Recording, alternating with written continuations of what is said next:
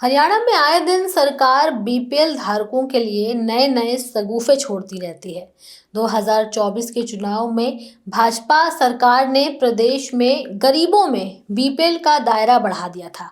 पहले 54 लाख परिवार बीपीएल श्रेणी में थे, लेकिन अब ये संख्या घटकर 46 लाख हो गई है। 17 लाख लोगों ने आवेदन नहीं किया है। तो सवाल ये भी है, क्या राजनीतिक पार्टियां फर्जी गरीब निकाल रही हैं, क्योंकि बीपीएल धारकों की आय एक साल में तो नहीं बढ़ी होगी। इसकी जानकारी सरकार को पहले से होगी, और अगर इस बात की जानकारी थी तो क्यों सरकार ने फर्जी गरीबों को नहीं रोका, इन पर कोई कार्रवाई क्यों नहीं हुई?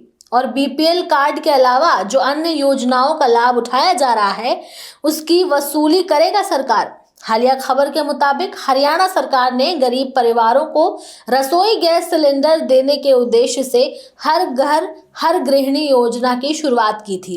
इस योजना के तहत राज्य के बीपीएल परिवारों को 500 रुपए में रसोई गैस सिलेंडर मुहैया कराया जा रहा है।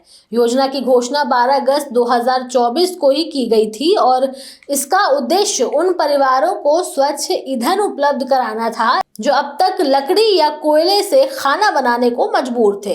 लेकिन अब इस योजना को लेकर एक चौंकाने वाली सच्चाई सामने आई है, और वो ये कि राज्य में कुल 46 लाख बीपीएल परिवार हैं, लेकिन अब तक सिर्फ 17 लाख परिवारों ने ही आवेदन किया है। ये आंकड़ा सरकार के लिए भी हैरानी का विषय बन गया है। इतने कम रजिस्ट्रेशन की वजह से सरकार को शक हुआ कि कहीं फर्जी बीपीएल कार्ड धारक तो इस योजना से दूर नहीं रह रहे, कहीं उन फर्जी कार्ड धारकों को चोरी पकड़े जाने का डर तो नहीं। इसके पीछे की असली वजह क्या है, ये सब बताएंगे। नमस्कार, आप देख रहे हैं न्यूज टाइम। मैं आपके साथ तनु चतुर्वेदी। चलिए इस खबर को विस्तार से समझते हैं।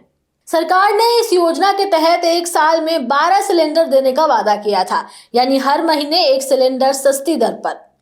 इसके लिए सरकार ने एक विषय पोर्टल बनाया है, जहां पात्र बीपीएल परिवारों को रजिस्ट्रेशन करना होता है, लेकिन कुछ परिवार इस रजिस्ट्रेशन से ही दूरी बना चुके हैं। इस आशंका को देखते हुए हरियाणा सरकार ने रजिस्ट्रेशन कराने वालों की भी जांच शुरू कर दी है।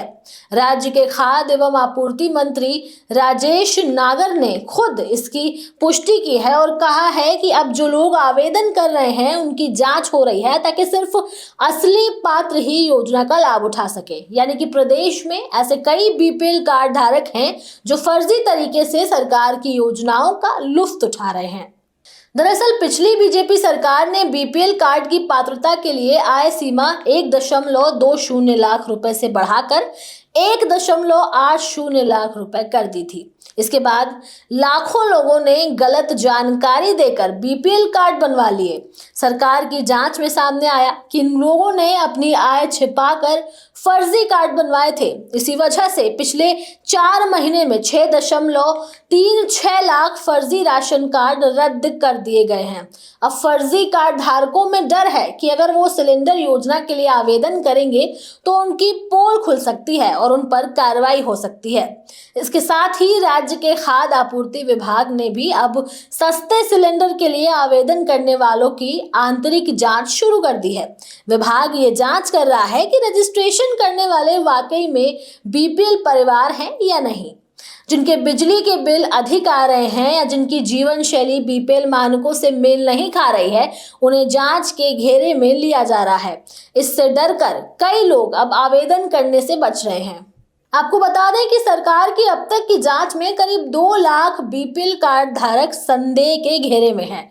इन पर फर्जीवाड़े का शक है, क्योंकि कई मामलों में ये सामने आया है कि इनकी सालाना आय 1.80 लाख रुपए से कई ज्यादा है। इतना ही नहीं, इन परिवारों के बिजली के मासिक बिल, बैंक ट्रांजैक्शन, मकान और वाहन की स्थिति भी सामान्य लोगों जैसी पाई गई।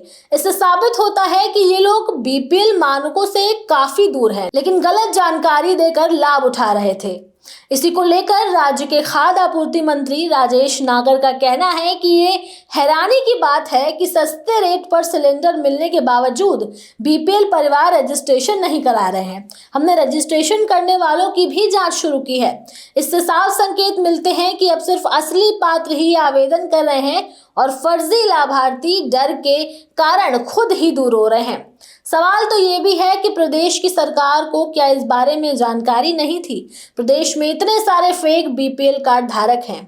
हरियाणा में हर घर हर गृहिणी योजना किसी उद्देश्य के साथ शुरू की गई थी, लेकिन इसमें हो रहे फर्जीवाड़े ने योजना की रफ्तार को धीमा कर दिया है।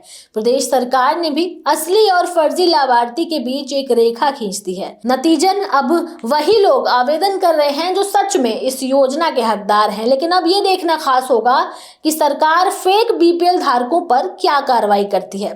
अब आप लोगों की इस पर क्या राय है, आप हमें कमेंट करके जरूर बताएं। हमारे चैनल न्यूज़ टाइम को सब्सक्राइब करें, लाइक करें और शेयर करना ना भूलें। नमस्कार।